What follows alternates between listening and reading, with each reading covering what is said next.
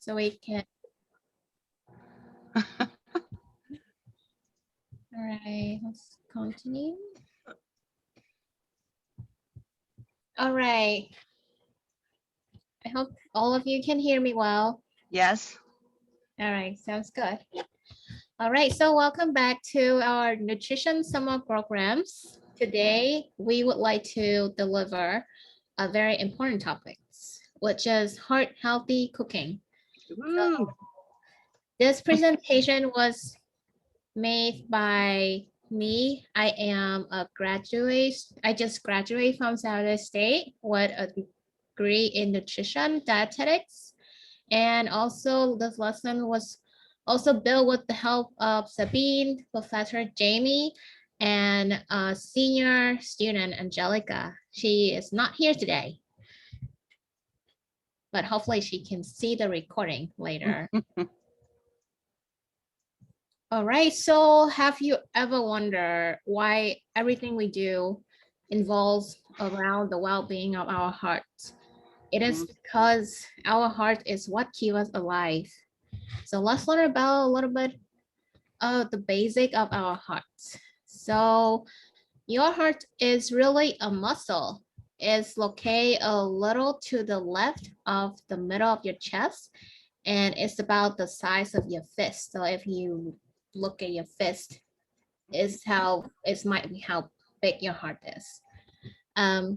So the heart sends blood around your body by pumping, and the blood that is carried around your body is carry oxygen to the cells and keep all the cells stay alive. So since the heart is very important to us, there are thousands and thousands of studies conducted by scientists, doctors, healthcare personnel. They have been conduct a lot of studies on heart diseases. So let's look at some of heart disease statistics in America. So between 2015 and 2018, there are more than 120 million American adults had some form of cardiovascular disease, and this is short for CVD.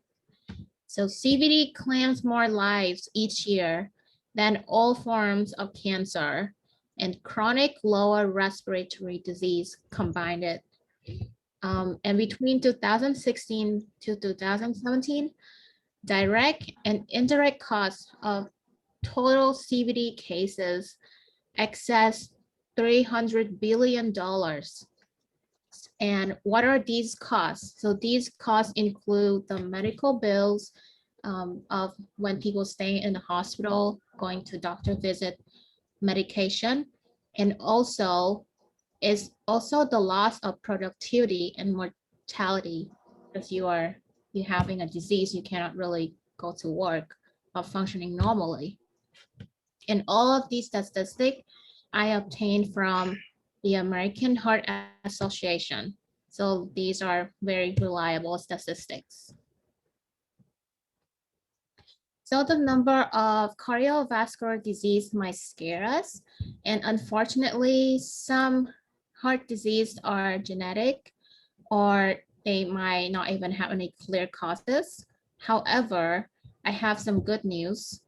The risk of having heart disease and develop severe complication from them can be preventable or reduced greatly by a healthy lifestyle. And you can see this visual aid right here. They are simple. So to reduce the risk of heart disease, all you need to do is maintain a healthy weight, make healthy food choices, stay active as much as possible, and considering stop smoking. Also, I put this thing right here, visit your doctor annually or as needed.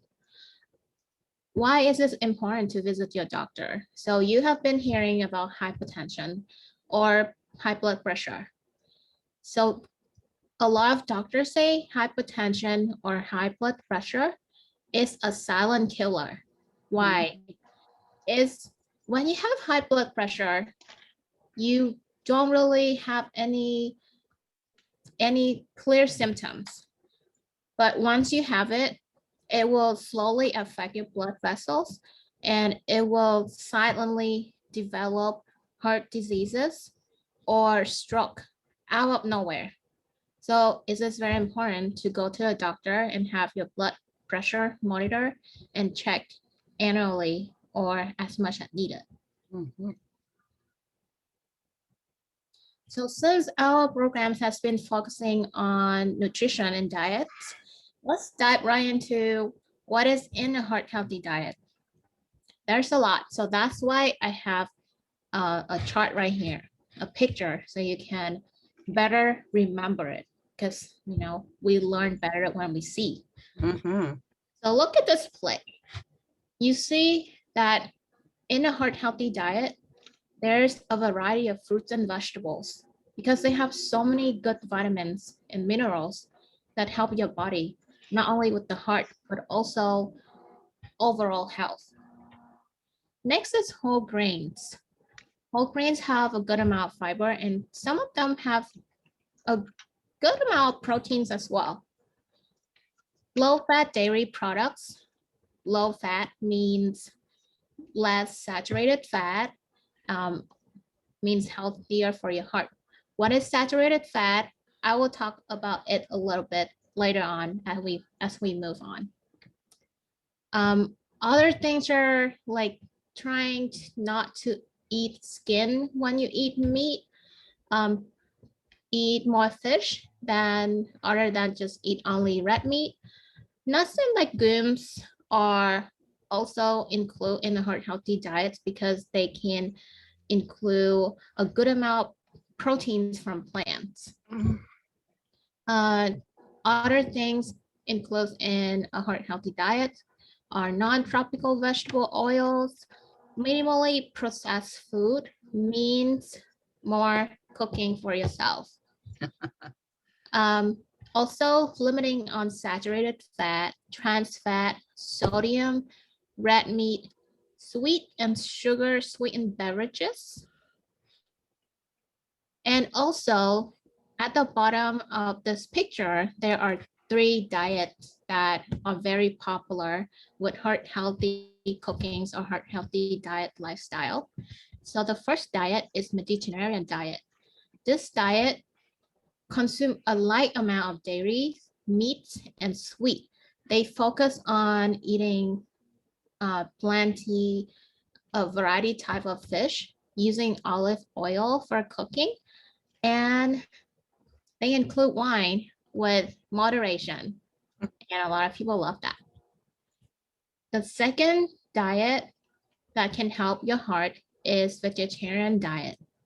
And this diet, as you hear, they cut out the meat. They include a lot of vegetable proteins like soy products, legumes, and nuts. And they really focus on whole food, plant-based eating and avoid processed food, which include a lot of sodium. And last but not least, one of the very, very famous heart healthy diet called DASH diet. And you must have heard this. It's short for dietary approach to stop hypertension. Very specific. This diet help you monitor your blood pressure. And as I said, this diet focus on limit on the salt intake to less than 1,500 milligrams a day.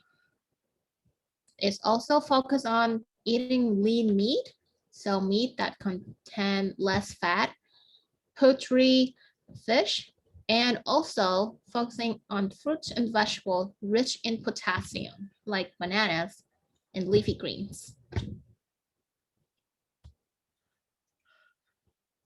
So we must have heard from doctors that we should reduce salt or sodium intake in order to reduce risk of heart disease and hypertension. And this precaution It's not made out of nowhere. There are reasons for it. So let's look at this picture first.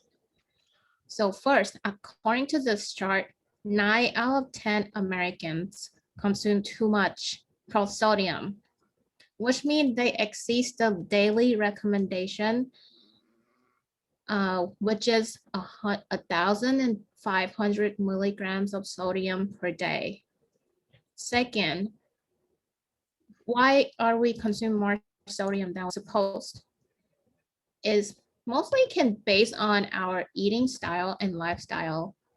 So also according to this picture, more than 70% of excess sodium intake come from processed food and restaurant food. Processed food contain a lot of sodium most of the time because it's a kind of preservative. And restaurant food, sometimes restaurants have to put a little bit more sodium to boost the taste because everyone like tasty food at a restaurant. But unluckily, it can become one of the cause of our excess sodium intake. Other causes of excess sodium intake can come from when you make your own cooking and you don't really pay attention on how much salt you put in your food. And other percents are just occur naturally in foods that you don't aware that have sodium in it. So there are health complications that come with excess sodium intake, such as high blood pressure, heart failure, kidney stones, and large heart muscles. So we can see that sodium really affects the heart. So, but fortunately, I have some great tips to help you monitor and reduce sodium intakes. And these tips, I gather them from chef, expert, or from the advices of knowledgeable people like Professor Jamie and Sabine. So these tips are add spices and herbs to your food instead of just adding salt. Salt is not everything you have for seasoning. Spices and herbs bring more flavor, more smell, more good smell to your food. And that can help you forget about having to have that salty taste in your food. Also, you can add citrus or vinegar, squeeze a dash of lemon on your salmon. And it is said that citrus and acidic taste improve the taste of your food. Avoid processed food. Of course, we have talked about this over and over again. Processed food is the largest source of excess sodium intake because, again, they use salt to preserve the food. Also, you can check food labels.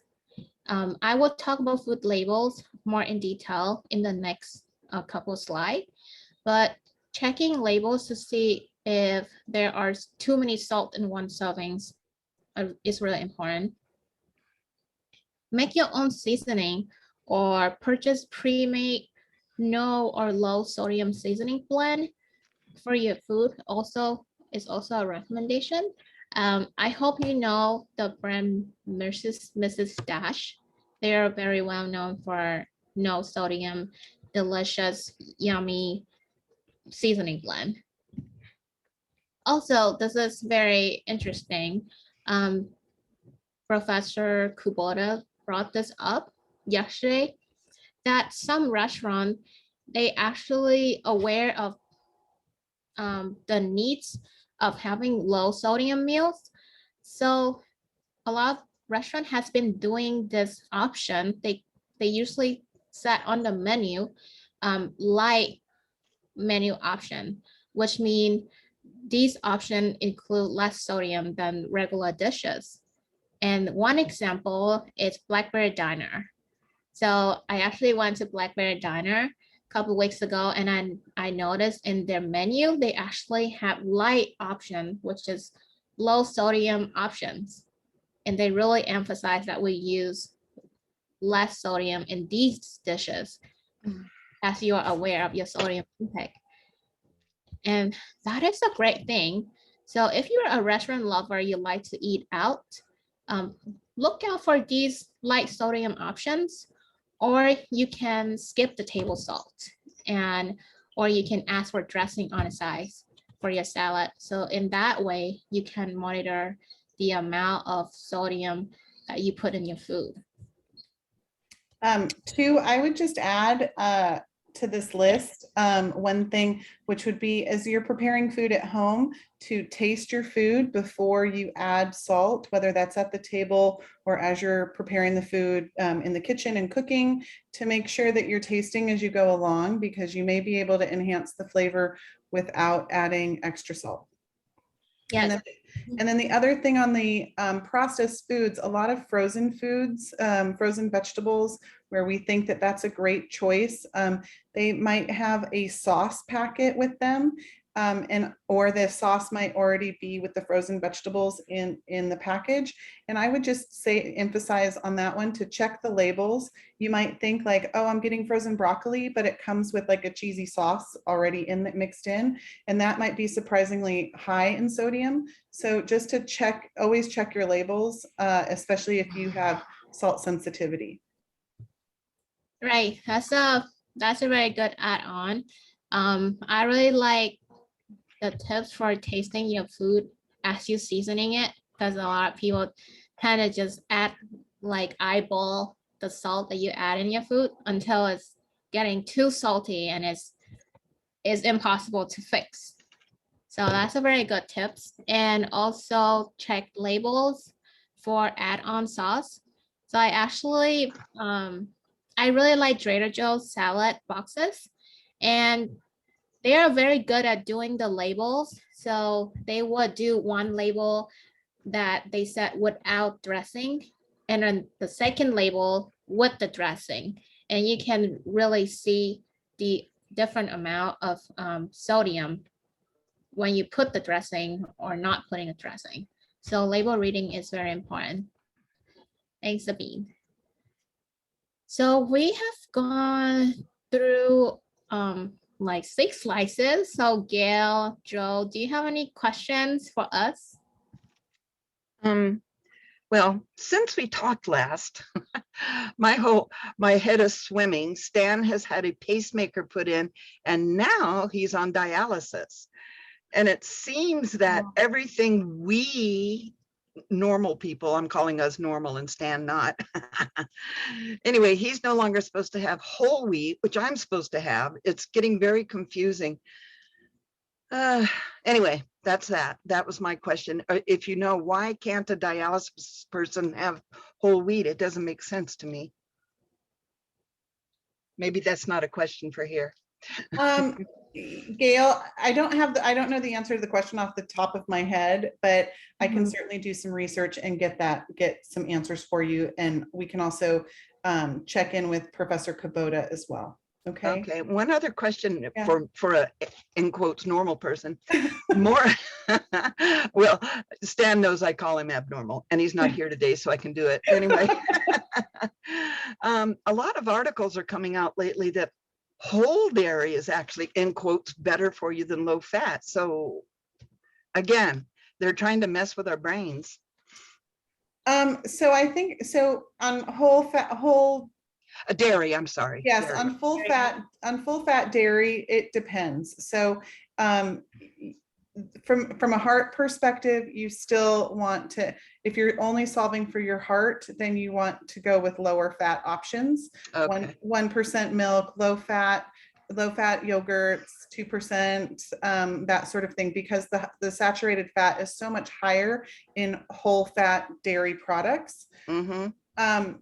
If you aren't only solving for your heart, then a bit of whole fat dairy, like delicious cheeses and things like that, yes, are okay in moderation. But but in the case of your husband, I would, aim for, maybe you guys can meet in the middle, so solving for his dietary needs for his dialysis and pacemaker, and still having things for you that you really enjoy.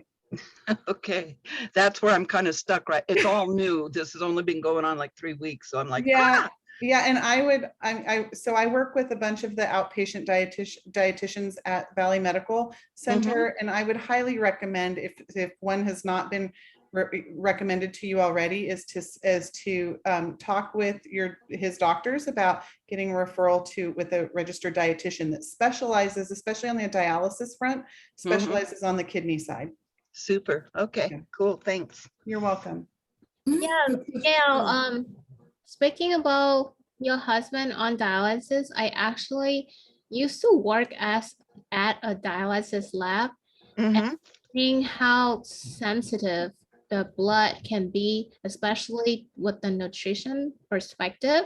So Yeah. it means that it's very important for him to have a professional nutritionist, dietitian to guide him with his dietary. Yeah. I know there's a lot of like home remedies or word of mouth about what you should and what you should not eat when you're on dialysis.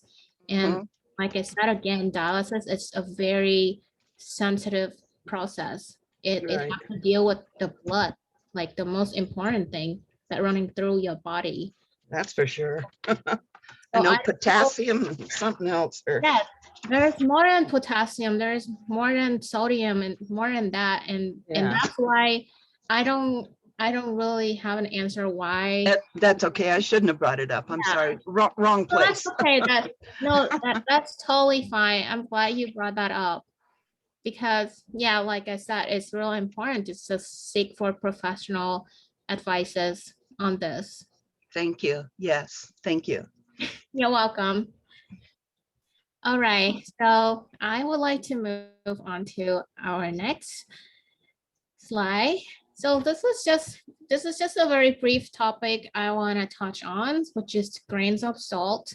So I just want to say that not all are created equal. I just learned that like recently because each type of salt, the grain structure or the size of the grains are different, and that said, each type of salt can have a different amount of sodium in one serving. So this, I make this little comparison table right here. So usually a normal serving of salt is a quarter of teaspoon. So in a quarter teaspoon of table salt, there usually contain like an equal amount or more than 500 milligrams of sodium in one serving.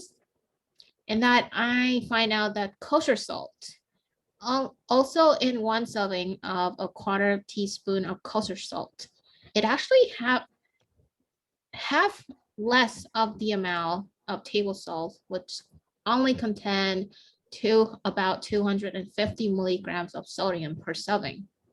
So it's very important to choose the type of salt in the case that you already need to have a sodium sensitive diet. So again, it's really important to read labels and compare the amount of sodium in the same portion or serving size of the salts. Mhm. And also just a reminder, daily recommendation of sodium is up to 1,500 milligrams a day. So looking at the table salt, with just about three serving of table salt, you can easily access the daily recommendation of sodium. So this is why it's very important to keep in mind of the amount of sodium in a serving. All right. Talk about fat. So besides salt, fat is another factor that contribute to the risk of heart disease if consumed unmonitored. So fat is not bad. Why? Food in the fat group provide us with valuable fatty acids, energy, and building blocks of various of our hormones. Fat is also help us absorb fat soluble vitamins like vitamin A, D, E, and K, which mean without consuming fat, we wouldn't be able to absorb these good vitamins in our body. These vitamins help us support the immune system, bone health, blood health, and so much more. But what type of fat and the amount of fat we eat should be concerned for heart healthy diet. So what happens when we consume a diet that's high in fat overall? It may increase the level of cholesterol in our blood. High levels of fat, especially from animal sources in particular, may increase LDL cholesterol and increase risk of heart disease and stroke. So does any of you wonder what is LDL cholesterol? Yeah. Okay, so let me explain what is LDL cholesterol. So LDL cholesterol can build with excess amount, can build up on the walls of your arteries. So the picture right here. The yellow parts are excessive amount of LDL cholesterol built up in your arteries that make it hard for your blood to flow normally into where it's supposed to go. And when this happens, it raises your chances of heart disease.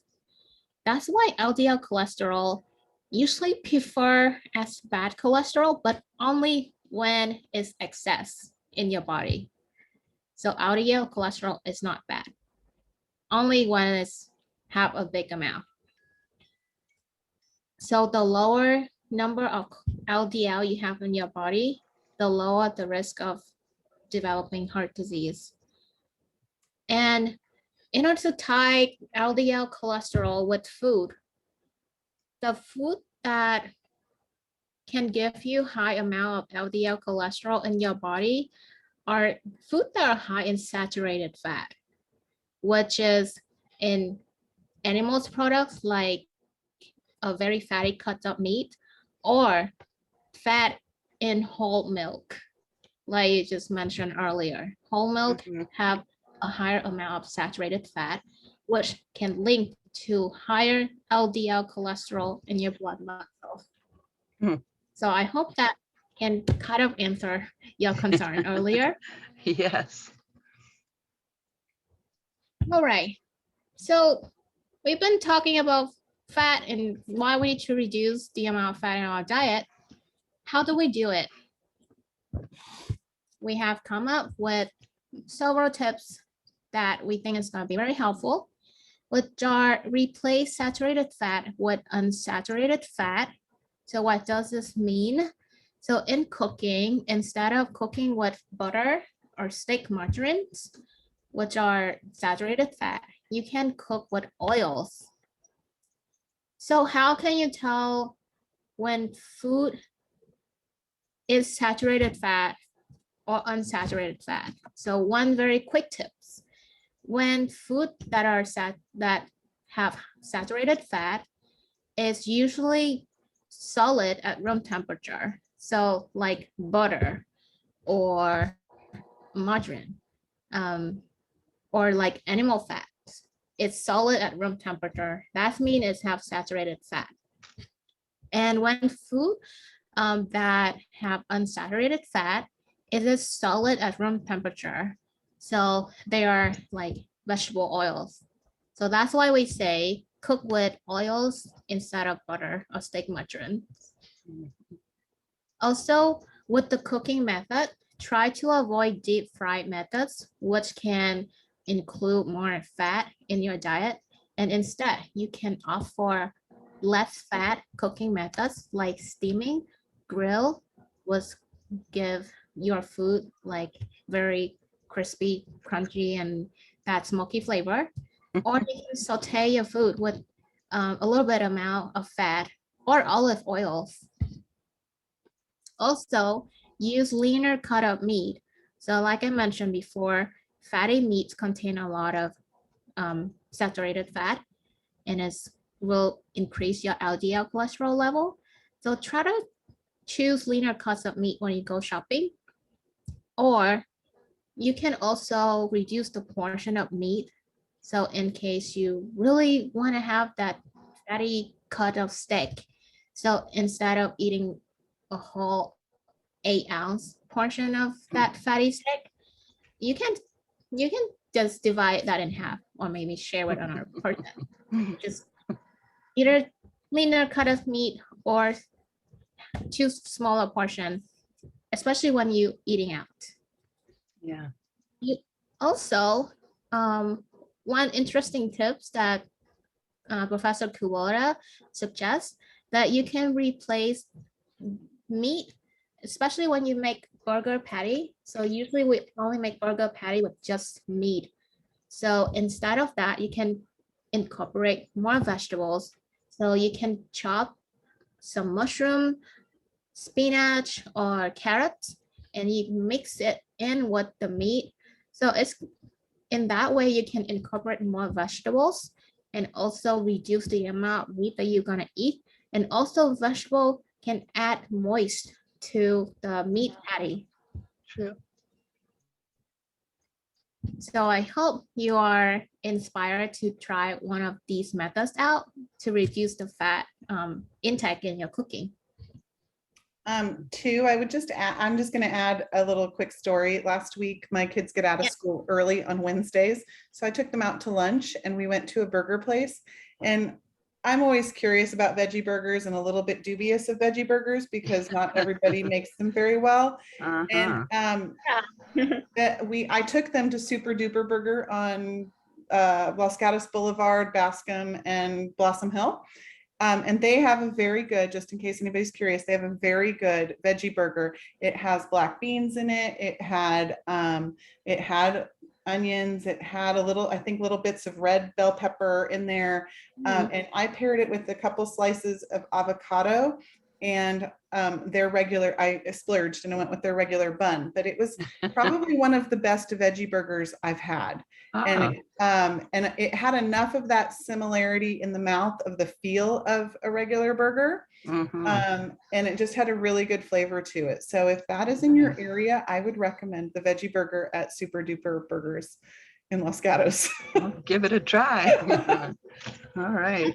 I have passed that burger place, but I really inspired to try that veggie patty because we mentioned before vegetarian diets is also one of the heart healthy diet. So with people who are vegetarian, they definitely cannot eat meat as a patty. So being creative with veggie patty can really help. Yeah, it was tasty, and I would, there's other options out there too if you really need to have a burger or something burger like. But I thought I was impressed with that one, and I knew this session was coming up, so I wanted to remember to mention it. We definitely need to have a food demos on how to make veggie patties. Thanks, Sabine, for sharing. I have a question. Someone have any questions? Yes. My husband recently got placed on statin. So you know that his LDLs must be high enough to be put, and he's placed on a very low amount of statin. So he's only on one tablet that he takes a half in the morning and a half in the evening. And he's rather a cookie person. So anyway, with that said, he doesn't have problems staying away from meat. He probably could become a vegetarian. He probably could not give up his cookies. But anyway, or donuts, but he's better with donuts. Rarely does he have those. But can a person, if they're on a low amount of statin, through a healthy diet, reduce this issue and be removed and not have to take statins if he had lived on a very good diet? Well, thanks, Jill, to bring up these questions. So for me, I don't really have a lot of experience with medication and diet. So Sabine, do you have any? So I am not a registered dietitian yet. So technically outside of my, what I could talk about safely, but I mean, you certainly could try alternatives and substituting out if cookies are his downfall, you could try experimenting with the cookie recipe, reducing the amount of butter or margarine that's used, and replace things like using applesauce. Prunes are another good replacement if you're trying to lower his intake of saturated fats. Those are easy ways to do it. But you do have to experiment. Some of those things can be swapped one for one. The thing that they beat into our heads like nobody's business is when someone is on statins, just to be very aware of avoiding grapefruit and any grapefruit type products. So grapefruit juice, fresh grapefruits, anything like that, because there isn't a medicine nutrient interaction. But I can take that question to Jamie also, who is a registered dietitian, and she can probably have some other ideas as well. Okay, thank you. Yeah, you're welcome. Yeah, I also want to add to to Sabine's answer. So I know not taking medication is always the best option everyone hope for, but I know there's a reason that doctor was prescribe you with certain medication. So if you really want to consider, if you can not taking it anymore and instead having a healthy diet, and you wondering whether healthy diet can replace medication, I would suggest talking to, yes, a registered dietitian or your physician. But I would guarantee one thing, that with or without medication that you need to take, a healthy diet can never go wrong. All right, let me see, where were we at? I think we're done with the slide. All right, we're done with the slide. Let's move on to, so talking about fats and cholesterol, I always have this myth in my head about eggs. So eggs and cholesterol. A lot of people have mixed feeling about this, and a lot of people have controversial opinions about this. So I have taken some time reading some research and go on the American Heart Association, which is reliable source, to find us out. And I just want to touch on this topic. So eggs are naturally high in cholesterol, but with everything with moderation would not cause a problem. So eggs doesn't increase cholesterol level if you consume in moderation. So I know there are people who in another stronger spectrum saying that you should only eat one egg in a week. It's not a case. I know eggs are delicious. So according to the American Heart Association, 1 egg or 2 egg whites per day for people who want to consume them is among a healthy diet. So 1 egg or 2 a day, maybe for breakfast. And also, the myth about eggs and cholesterol might arise from how is the egg prepared. I know a lot of people like to deep fry their eggs in like a lot of oils because they want that crisp. So it really depends on how you prepare the egg. So whether you cook it with oil or butter, like we just mentioned before, butter is part of the saturated fat, and it can add cholesterol to your diet.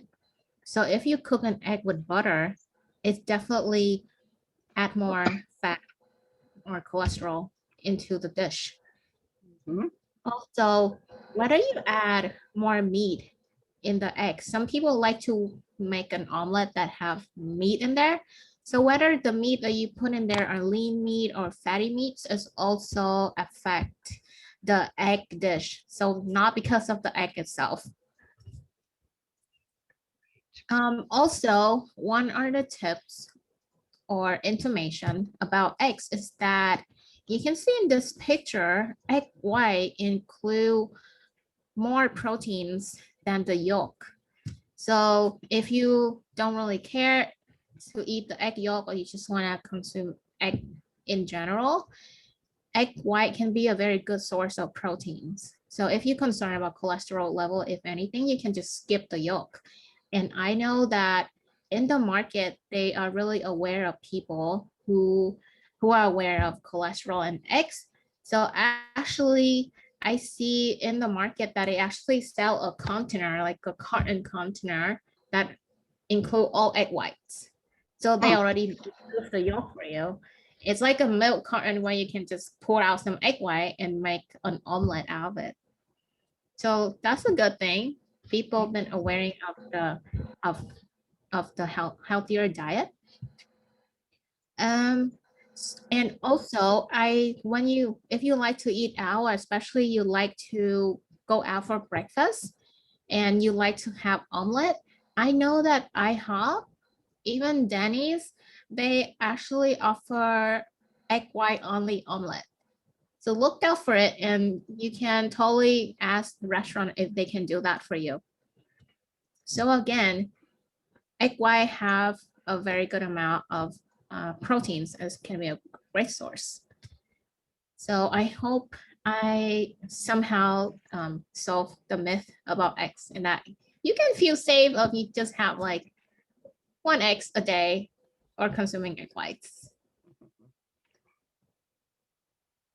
All right, last but not least, I know this slide can look a little bit overwhelming at first, but the purpose of me wanting to show you this slide is that I want to show you appropriate portion of fat, that you can have an idea of what is an appropriate portion of fat and what is intake of fats. So for nuts and seeds, a lot of us like to snack on nuts and seeds, and we know that nuts can be good source of proteins, but again, appropriate portion is very important for not accessing the fat intake. So nuts and seeds around like a handful would be a good portion of snacks. For spread, hummus, once per day, 2 tablespoons would be a good amount of servings. And then for cooking, you know, like one teaspoon of oil is good enough to fry an egg. So make sure you don't really go beyond and above the fat portion, and so on. So this is literally the purpose of the slide, to give you an idea about fat portion. Portion is very important. And 2, on the nuts, I would just add Trader Joe's. I know we talk about the benefits of Trader Joe's a lot, and neither one of us work for Trader Joe's.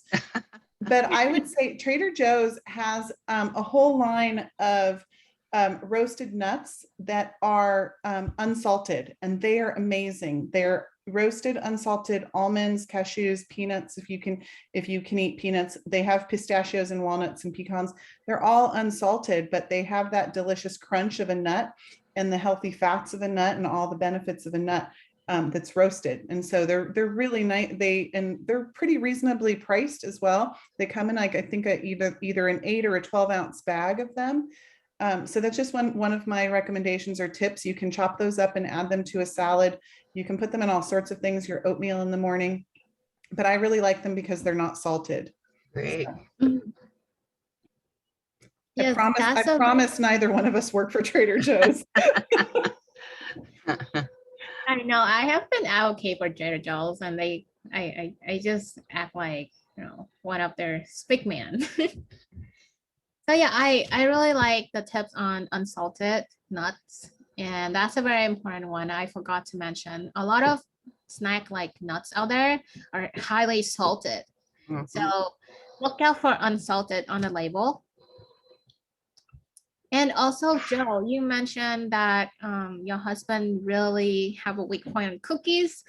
And I don't know if he have allergies to nuts, but it can be a good idea to try to snack on nuts when he feel like he crave for snacks, because I cannot point out what exactly chemical in nuts, but I know that there are chemical contents in nuts that kind of suppress your cravings. And that actually worked for me most of the time. So I hope this can be something that you can try out too. And the fats and nuts will not be a problem for his LDL. In a moderate portion, I believe. Yeah, so just, watch his portion size, but nuts and generally vegetable-based fats are unsaturated fats. So those are the good fats that you want that will help improve your HDL, which is the good cholesterol in your blood. Okay, thank you. Yeah, you're welcome.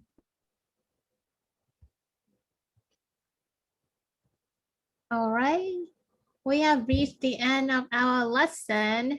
So I would want to move on to the last portion, which is cooking demo. I would like to thank you, Gail and Joe, for your participation in You're very welcome. good questions. You're welcome. I hope this lesson inspire you to start a new journey on like heart healthy cooking. Oh, Or yeah. maybe a small journal about it.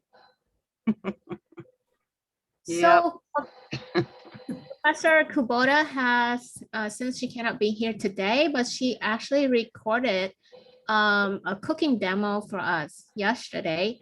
And she's making sheet pan salmon and asparagus. And she will really emphasize on no salt seasoning on her cooking demo today. And she also gonna do a mango salsa that go along with the dish. And so I would like to show you the cooking demos that Professor Kubota provide us. And after that, if we still have some spare time, I would like to show you how I make my own no salt seasoning blend. You can actually try at home. Okay, thank you. Yeah, so let's get started with the YouTube video. And please let me know if you cannot hear her. Hi everyone, Jamie Kubota here from San Jose State Department of Nutrition, Food Science and Packaging. And today we're going to be making a roast salmon and asparagus with couscous and a mango salsa. So I'm going to jump right in. First thing we're going to do is get our salmon and our asparagus in the oven. It takes about 10 minutes to cook. While that's cooking, we'll finish everything else up, plate, and be done with our demo. So starting with our asparagus, that nice asparagus here is pretty young and thin, so don't need to do much to it other than take the ends off. So I can cut it or you can snap it. Either way, it's just faster to take all those ends off all at once. So that's ready to go. I'm going to put that onto my sheet tray on one side of my sheet tray. And then I'm going to place my salmon on the other side of my sheet tray. And the nice thing about these two things, salmon and asparagus, cooking them together is that they cook in the same amount of time. So in a 400-degree oven, they're both going to cook in about 10 minutes. So they're perfect partners for a sheet pan dinner. I've got some nice wild coho salmon here. We're just going to season this. So this needs just a drizzle of olive oil on both. So I've got a teaspoon of olive oil. I'm going to put a little bit of olive oil on my salmon, just a drizzle. You see that that's really just a very small drizzle. It's just going to help to keep it moist in the oven. And then a drizzle over my veggies. And I'll just toss those together so that they all get coated in the olive oil. And it doesn't have to be exact. You don't have to worry too much, just a little toss. And then we're going to spread those out in kind of an even layer. Rub the salmon, the oil onto the salmon. And then we're going to put a little bit of our DIY seasoning mix over everything. So I've bought some of my DIY seasoning mix, and I think we've made some in class in the presentation, and those recipes are available for you. So this one is just an all-purpose seasoning mix, but it's going to add a lot of flavor without adding any extra salt. So there we go. A nice little sprinkle over both the salmon and asparagus. I'm going to put that in the oven for 10 minutes.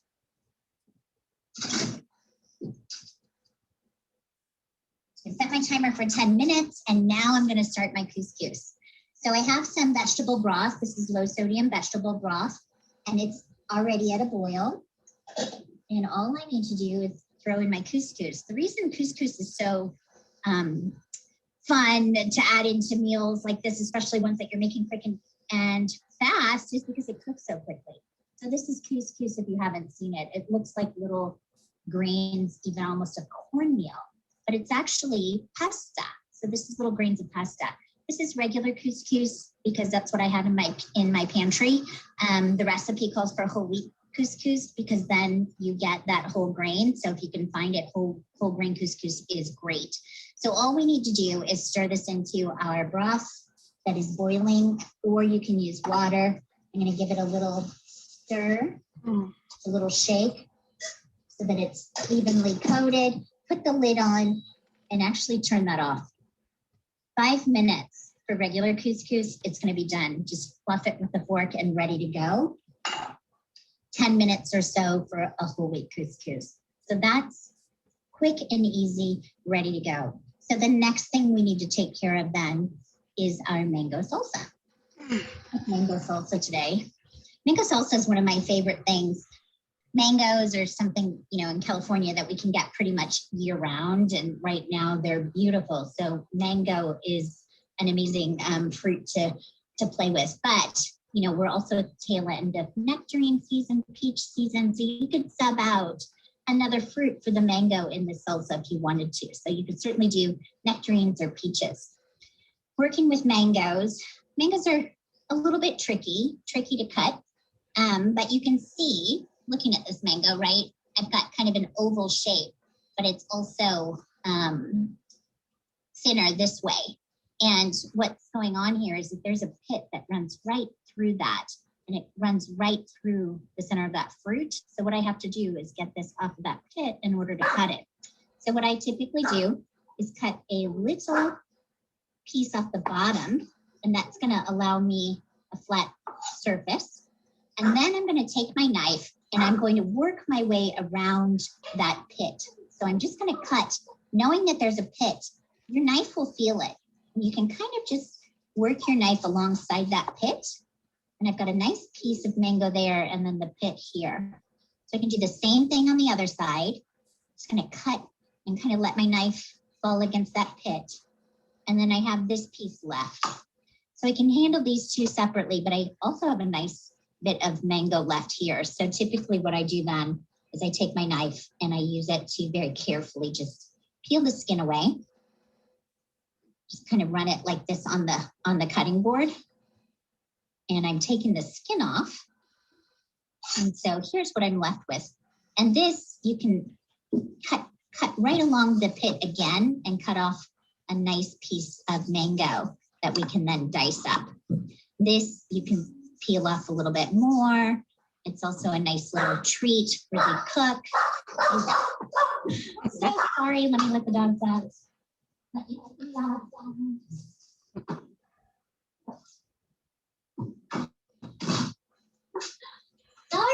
Sorry. So yeah, this becomes a nice little treat or snack.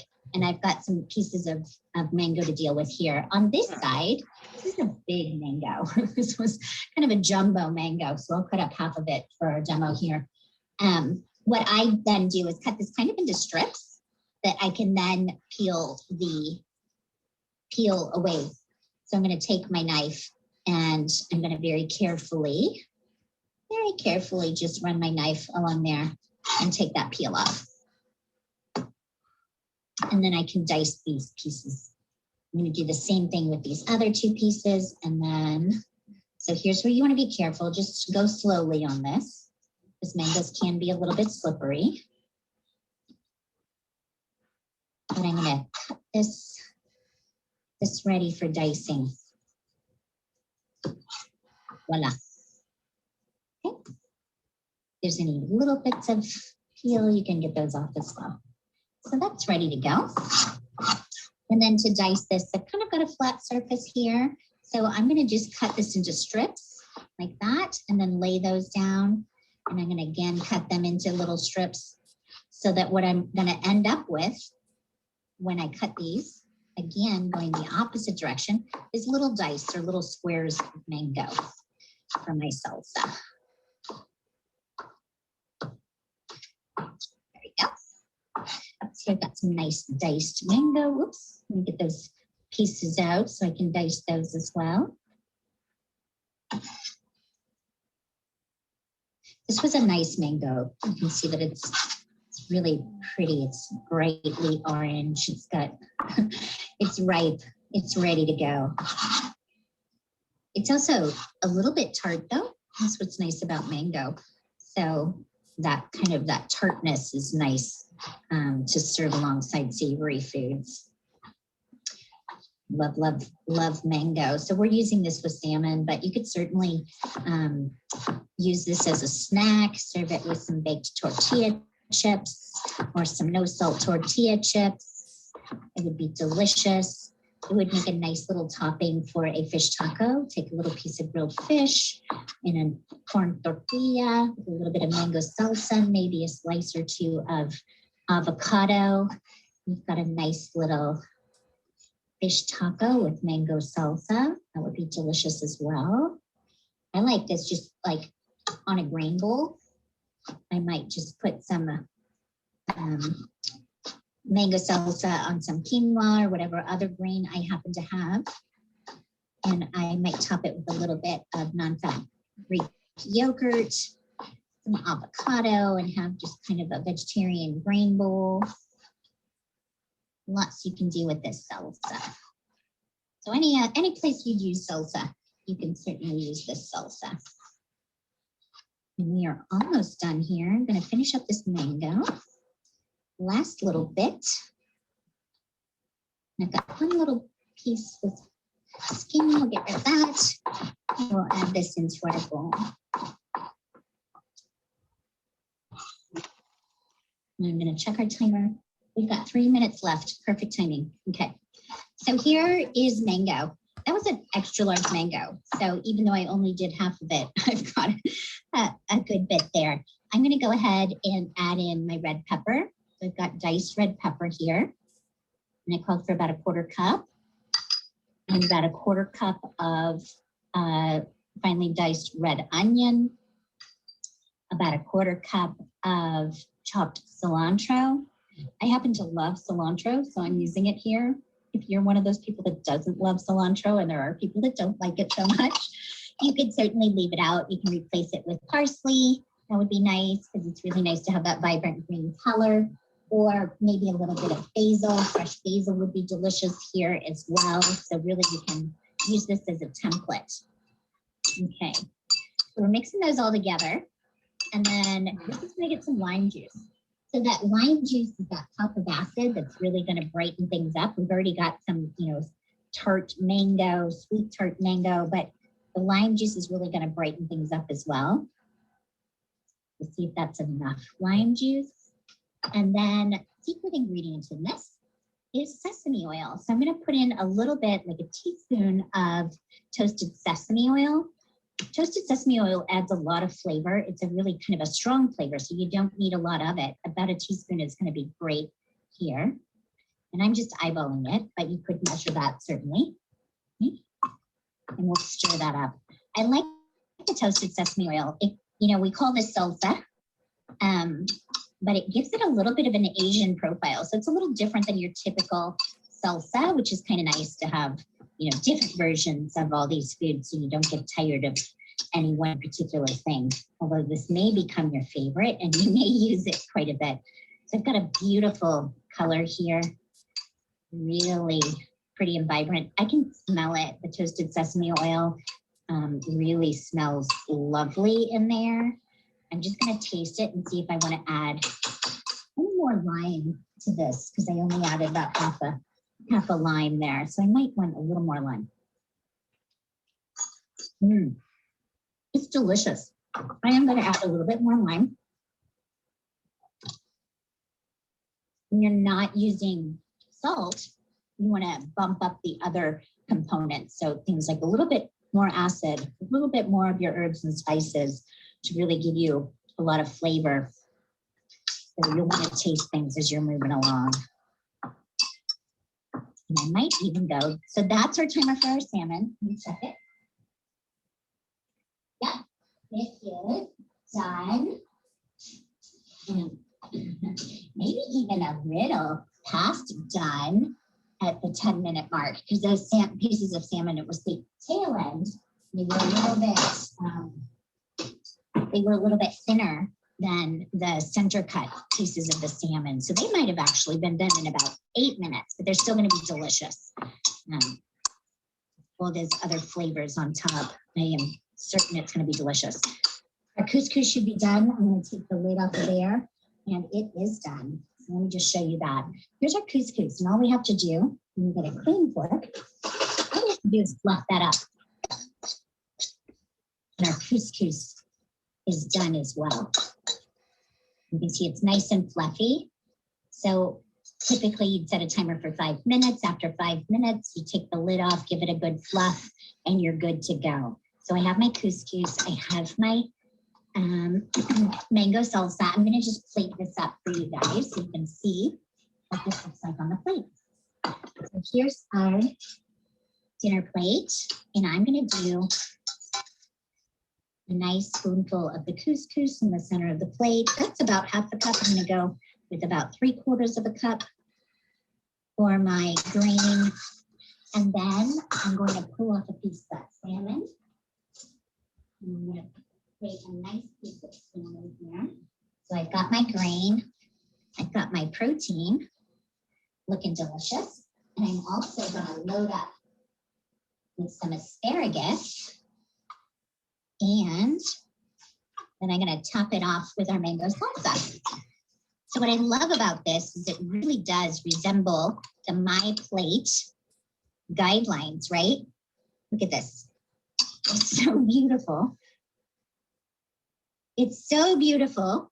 And I have 1/4 of my plate with a nice grain, 1/4 of my plate with a nice lean cut of meat, in this case fish, which is even better. And I have all those omega-3s from my nice piece of wild salmon. I've got half my plate essentially here with asparagus and other fruits and vegetables from my mango salsa. So here you go. Sheet pan salmon and asparagus with couscous and mango salsa. Hope you guys enjoy. That was a very good looking plate. Gail, Joe, what do you think about the recipe? Do you think you want to try it? Yes. Did you ask Gail? Both of you. I could barely watch it. I can't stand fish. Oh, So Gail, if you don't like fish, you can always swap that out with some chicken. Yeah. The chicken doesn't cook at the same time as the asparagus. So Jamie was trying to match things that cooked about the same time, but you could definitely swap that out with chicken, a turkey cutlet, some pork. Those are all really good alternatives. So we won't just keep pushing the fish on you, Gail, I promise. I'm the odd one out most of the time. No, So- you're fine. But the salsa sounded good. Mhm. I like how she emphasized that it really resemble My Plate, like a part of healthy grain, a part of healthy proteins, 2 parts of healthy fruits and vegetables. So that's like Mhm. very wholesome plate.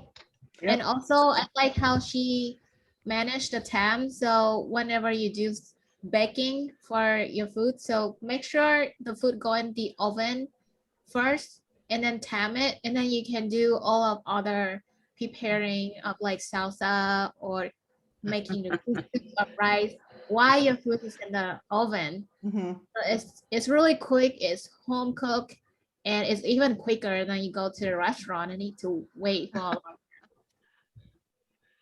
Have Gail and Joe, have you guys tried couscous before? Yes. Okay. Yeah, my kid, we often cook couscous in place of just a regular pasta because my kids would be happy to eat mac and cheese every day if they could. But Mhm. and so, I tell them it's a different shaped pasta. And There you somehow go. somehow that goes down easier. So Well, that's another thing. Couscous, yes, it's better than pasta. I mean, regular pasta. yeah. But again, they push quinoa more than couscous, and I like quinoa personally. But I love quinoa, and it's probably quinoa has some other benefits out that in addition to what couscous has, and because of the higher protein content, and it is a whole grain. You can find obviously whole wheat or whole grain couscous as well.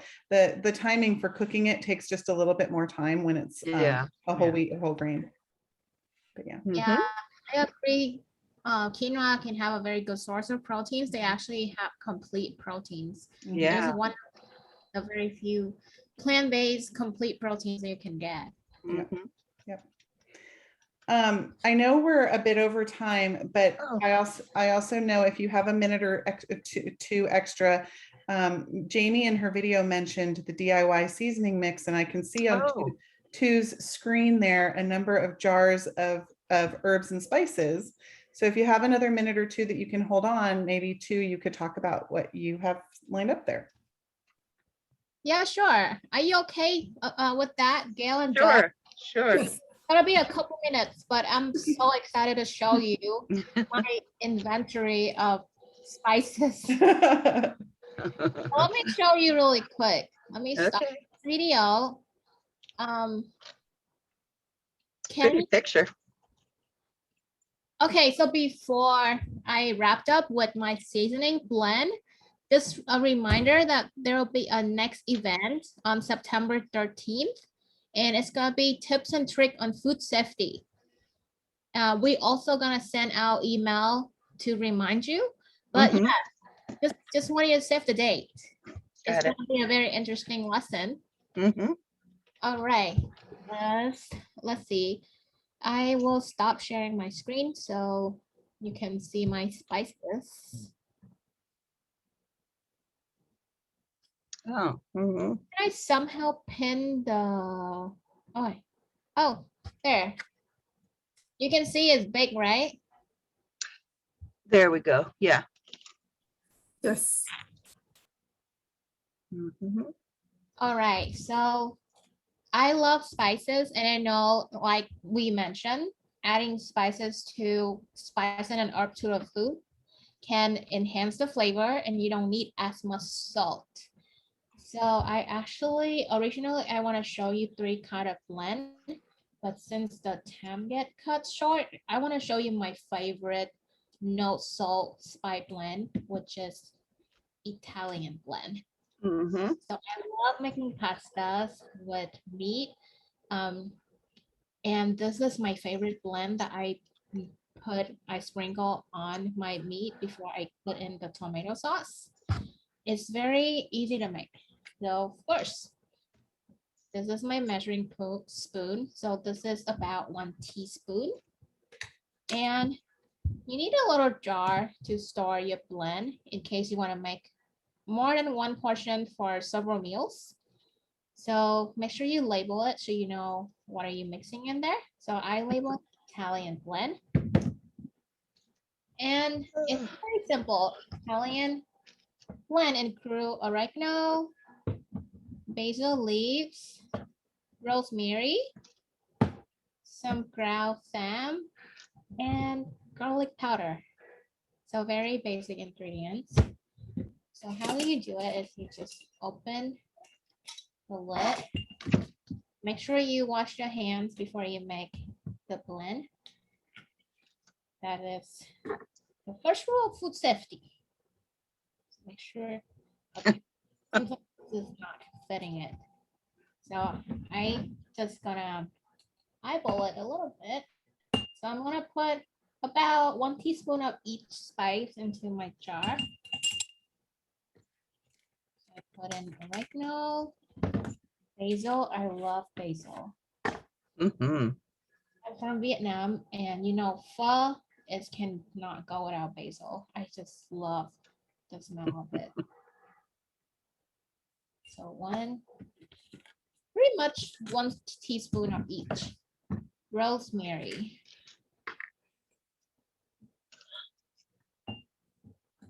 Just gonna eyeball it a little bit. What's amazing about spices and herbs is that you can hardly access the amount of it. So really, if you like oregano or basil a little bit more than the other, you can just put a little bit more of it. Put some salmon here to just complete the Italian flavor. And then garlic powder. I really like the garlic taste, so I'm gonna put a little bit extra, 2 teaspoons. And that's about done. All I need to do now before I season my food is to close the lid and give it a shake. So you just shake it up. And there you go. I just finished my Italian blend, no salt. And the way you can use this is you can put a little bit of oil on your choice of meat. So you have something wet to stick the seasoning on, and then you can just use the spoon to scoop it and then sprinkle it on top of the meat before you baked it or you pan sear it. And it is super easy. And then you can put more of the spice in here, and then you can store for maybe a month, but make sure you label it so you remember what you make. And yeah. The other thing too is that would be a great base for a salad dressing. So using a teaspoon or 2 of this with olive oil and some vinegar of your choice, maybe a little bit of water, and some ground pepper, and you could just shake that up, and that would make a great salad dressing too. Sure would.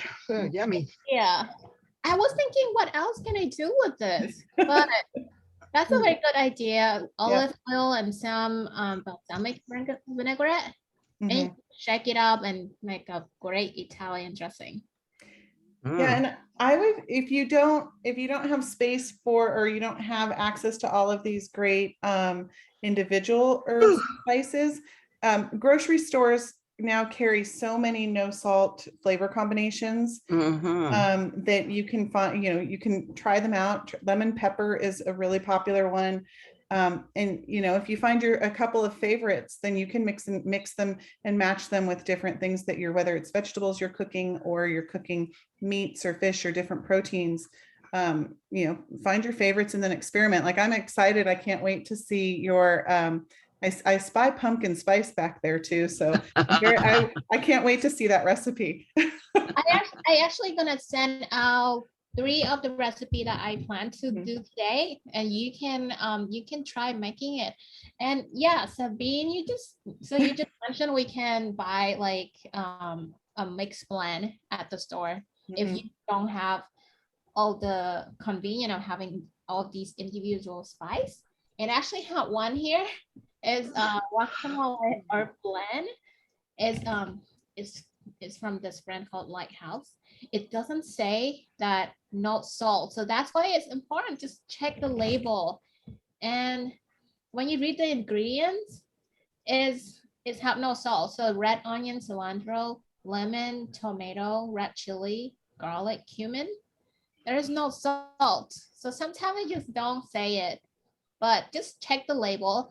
And this is my favorite. I sprinkle it on my taco meat seasoning. I put this in guacamole, of course, and you can see I almost have it. Yeah, that looks amazing. Yeah. Yeah. Very, very healthy, no salt blend, very delicious. So yeah, I hope this inspire you to go explore the grocery store in the next couple of days. Sure. Gail or Joe, do you have any other questions before we sign off today? Not at the moment, of course. Okay. Well, we owe you a couple answers, and we will follow up with Jamie Kubota. She is a registered dietitian, and see if she has any thoughts around. Gail, I know you were asking about whole wheat bread and dialysis specifically. And then Joe, you were asking about reducing LDLs, the need for not for the statins related to LDLs. And if there's Mhm. anything specific diet-wise that can be done for that. Right. So, Great. okay. And then like Tu said, we'll make sure we get the recipes out to you, both for what Jamie demoed in the video, as well as Tu's Italian seasoning blend, Cajun blend, and I saw the pumpkin spice back there too, so I can't wait to see that. I'm so excited. It's about the fall season. Yeah. Yep. Those Starbucks released their pumpkin spice lattes earlier this year than they have any other year. And of course, it's 90 degrees outside, so that's not really what I want. No, not yet. Not yet. Okay. Well, thank you so much, ladies. You make this lesson very successful, and I'm very inspired. And I hope you too Yep. try out the heart healthy cooking. Thank you. Thank you. Oh, sorry. You're fine. It's Thank about you very time for a much. good nap. Yes, thank you. And dream about fish. Gail, Thank you. Gail, we're gonna have to find you. I remember at one of these sessions earlier on, you mentioned that you really liked hot dogs. So I am still determined to find you a hot dog recipe that could be healthier. I accept. Okay, I'll see what I can do. Thank you. Thank you both. Bye. Bye-bye. Thank you. Have a Thank good you. day. Okay, thank you. Bye-bye. Oh. All right, too. And let me just stop recording 1 second.